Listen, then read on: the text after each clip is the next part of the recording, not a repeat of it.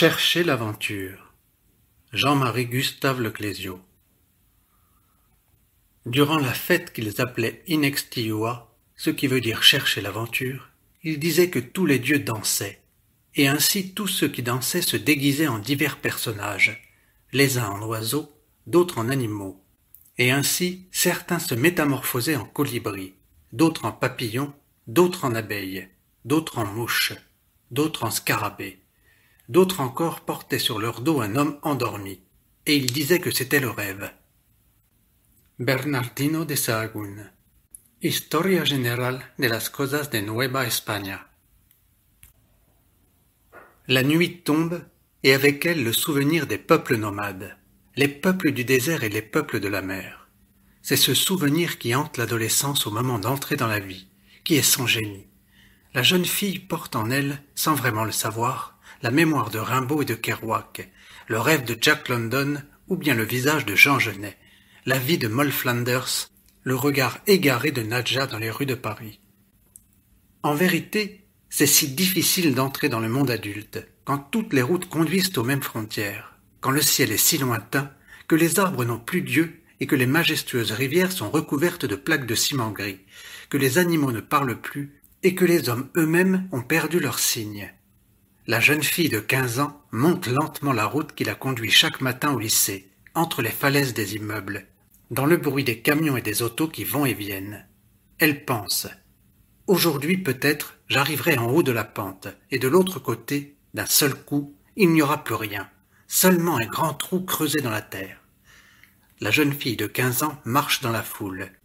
À midi, comme si elle avait laissé l'école quelques heures, juste quelques heures d'escapade volée au maître de maths, de sciences nat ou d'histoire géo, et qu'elle était au bord d'un grand train rouillé dans lequel elle aurait sauté en marche et qui la conduirait à l'autre bout de la terre, vraiment aux confins, au Havre ou à Rotterdam, ou peut-être même à Yokohama.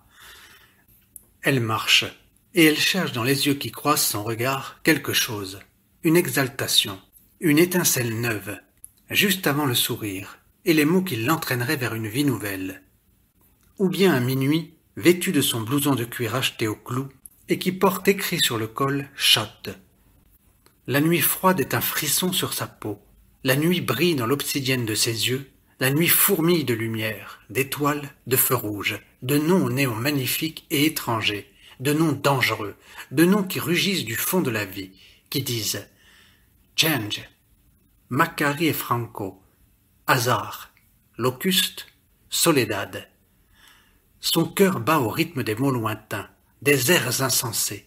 La jeune fille de 15 ans marche seule dans la nuit, à la recherche d'une image, d'un reflet, d'une étincelle.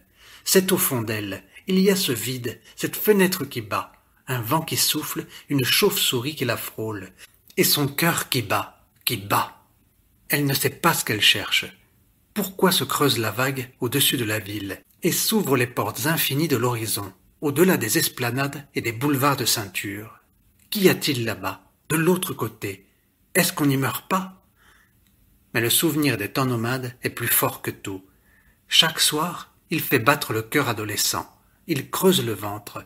Le souvenir des temps Arapaus, Cheyenne, Lakota, Texas. Alors, il n'y avait pas de mur ni de nom, il n'y avait pas de numéro, il n'y avait pas de licence ni de fichier central de police, ni de livret de famille, ni d'acte notarié, ni les terribles marques sur les bras, sous la plante des pieds, ni les trous des piqûres à la saignée du coude, ni tout cela, les timbres, les photos, les empreintes du pouce et les bracelets de plastique entourant les poignets des bébés et les chevilles des morts. Alors la lune montait énormément au-dessus des montagnes, poussée par le hurlement des loups. La nuit était jeune, elle prenait le monde d'un seul coup. Elle était immense et glacée, les prunelles des dieux luisaient. La jeune fille de 15 ans marche vers les carrefours. Elle sent la nuit contre ses tempes, serrée contre ses joues, appuyant ses paumes froides sur ses paupières. Elle entend le bruit de ses pas résonner au fond de son corps. Elle ne sait pas ce qu'elle cherche, ce qui vient la prendre. Peut-être que quelqu'un la guette, au fond de l'ombre, dans l'encoignure des portes, au creux des cours d'immeubles. Au loin, le ruban des routes rouges coule comme la lave. Les cris des ondes hertziennes se cognent et se répercutent. Des animaux fous, les cris des mots du fond de l'espace, du fond de l'histoire. Quelqu'un qui la pousse sur ce chemin en appuyant ses deux mains à plat sur ses épaules. Quelqu'un qui la pousse, et elle ne sait pas où s'ouvre le portique de la nuit. Les enfants rêvent en boule, ils sont hérissons de l'hiver. Les enfants écoutent rugir les tigres et hurler les loups. Ils se souviennent bien. Est-ce que dans les caves des immeubles, il n'y a pas les hardes du monde du dessous, comme autrefois les lièvres mangeurs de morts? Est-ce que sur les esplanades quadrillées où coule la nuit, il n'y a pas le galop des nomades mangeurs de chevaux, leurs sabres luisants de lune, leurs lances enrubannées pointées vers l'étoile Sirius? C'est leur souffle qu'elle sent sur son visage, le froid de leur regard. Et dans son cœur bat le rythme de leur course, leurs chevaux de nuit, leurs caresses d'herbe sous le vent. Pour voir cela, pour entendre cela, la jeune fille sort de sa chambre à minuit. Elle revêt le jean moulant et le blouson de cuir qui sont ses armures. Elle se laisse glisser le long de la gouttière, elle fuit le creux trop doux de son enfance. Le nid rose et les coussins à fleurs, l'haleine de son enfance, les photos et les albums de Mickey, les coquillages glanés sur les plages mouillées de pluie et les pommes de pin. Elle fuit le sommeil qui coule comme un filet de rivière trop paisible. Elle s'en va, parce que là-bas, droit devant elle, au bout de la route qui mène au lycée, il y a vraiment tout à coup un creux inconnu qui l'appelle, et ces noms dangereux qui disent Marbe Memo, Emporio, Auvers-sur-Oise, Rive, Saturne. Chacun de ces mots est un secret lové, un instant libéré et bondissant, jaillissant, prêt à mordre, un éclair. La nuit froide est un frisson sur sa peau, la nuit est son vêtement.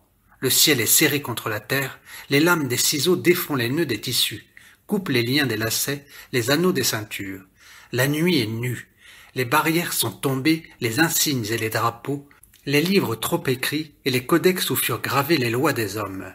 La nuit les ferme, les efface, la vie se creuse comme une grande vague qui déferle. Les racines des immeubles sont à nu, on voit des choses rouges, luisantes, des viscères. Il y a un silence qui tue les pendules. Il y a un froid qui entre en elle, en toi, une aiguille d'abîme. La jeune fille de 15 ans sent la nuit sur son visage, sur la peau de son ventre, sur sa poitrine. Chacun de ses poils se hérisse. Chaque pore de sa peau est un œil. Elle sent toutes ces étoiles, tous ces mots, tous ces regards qui l'attendent. À gauche, à droite, les mains se tendent tandis qu'elle passe. Elle entend son cœur rebondir au fond de l'espace, dans sa gorge. Dans son cerveau, elle sent la langue qui se déroule entre ses cuisses, jusqu'au fond, jusqu'au point le plus brûlant, le plus secret, le plus douloureux, le point où commence la vie, le point qui l'unit à sa mère, à sa grand-mère, le point au centre de son ventre où puise continuellement le sang. Elle ne sait pas ce qu'est la mémoire. Il n'y a rien derrière elle, rien dans son nom, rien dans sa salive. Juste ce point qui palpite, se rétracte et puise encore. La nuit entoure sa peau. La nuit crisse sur les empreintes de ses doigts. Elle ne sait pas ce qui la suit, ce qui va suivre. Elle entend peut-être la musique venue de si loin. Une femme noire qui crie dans la nuit. Et son ventre se déchire et expulse sur le sol un enfant rouge qui luit comme un astre. Puis le lait coule des seins et se répand et trace un chemin blanc dans le ciel, coule dans la bouche de l'enfant vivant. Et les heures si longues, jusqu'au jour. Quand le soleil reparaît, déjà brûlant, la caravane a recommencé à marcher. Hommes au visage fermé, enfants déjà vieux, vieillards geignants comme les tout-petits. Des oiseaux de proie dans le ciel, les blaireaux et les renards qui se partagent le placenta déterré. Elle marche dans la nuit, dans ses habits serrés, ses yeux sont endurcis. La ville se creuse comme une vague qui déferle. Le mal apparaît partout. Il traîne dans les couloirs des hôtels à putes. Dans les salons bourgeois, sur les écrans géants, les sexes des femmes sont ouverts comme des patelles. Vole, brise, prends, jouis, cherche. Les mots à une syllabe jaillissent du cœur marmonnant de la ville, s'élancent vers les périphériques, courent comme des animaux, brament et crient comme des animaux à l'abattoir. Dans la nuit, la jeune fille de 15 ans a peur. Elle entend le bruit de ses pas, elle sent le souffle sur sa peau. Mais elle continue d'avancer, sans savoir ce qu'elle cherche, ce qui la cherche. Un nom peut-être, une main, une odeur de garçon, une voix qui s'enfonce jusqu'à ce point brûlant qu'il l'unit au monde. C'est une très grande clairière sous la lune. La lune brille sur la glace. La voix des loups a gelé, suspendue en cristaux de givre à leur gueule. De là où elle se tient, la jeune fille de 15 ans peut voir le cœur rougeoyant de la ville. Le ciel est invisible, il est une haleine. Il n'y a pas de démons, il n'y a pas de morts vivants, il y a des assassins et des drogués. Mais rien n'a changé. Les peuples nomades, les peuples des déserts de sable et des déserts de la mer, les peuples des chemins sous les nuages errants, dessinant leurs empreintes en cercles de pierre et en gouttes de cuivre sur la peau, les peuples aux masques d'antilope et aux ailes de papillon sont sortis du rêve qui les contenait. La jeune fille de 15 ans doit entrer dans la vie en quittant sa chambre. Elle le sait, elle les voit, elle les attend. Ils sont dans son ventre, ils sortent de son regard. Ils sont ses créatures. Elle n'a pas de savoir, pas de mémoire. Son corps est dur comme la nuit, ses yeux, ses seins, ses épaules, sa chevelure en rivière noire.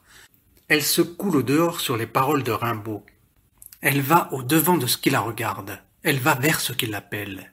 Dans son ventre, il y a la faim très grande, la faim de vivre, de saisir, d'être prise, de naître, de faire naître. Elle écoute dans la nuit le grincement des guimbardes qui jouent la merorana, la malaguena, qui répètent son nom encore et encore. Elle est elle. Elle appartient au vieux peuple nomade, au peuple des déserts de la mer et du sable, au peuple des antres et des vallées, au peuple des forêts et des rivières. Elle se glisse dans la nuit, elle est libre. Elle s'en va.